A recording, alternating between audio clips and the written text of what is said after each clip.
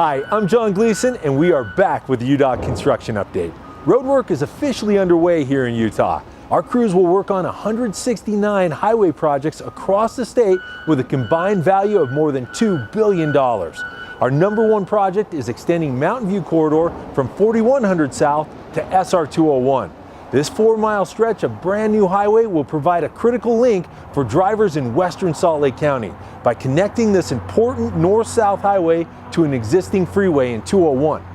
And to meet our goal of moving people, not just cars, we're extending the bike and pedestrian trails along the highway and building 6 new pedestrian bridges as well. We're focusing on incorporating transit and trails into more of our projects because we know that just building more roads isn't enough to meet our transportation needs. One of our top 10 projects is scheduled to start next week, so plan ahead for night and weekend lane closures on I-15 between Layton and Riverdale starting Monday night as early as 7 p.m.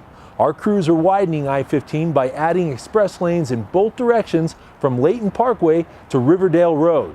We're also replacing several bridges and repaving this section of the freeway.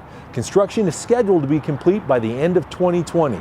And remember to be sure to travel wise during construction to reduce delays. Do what makes the most sense for you.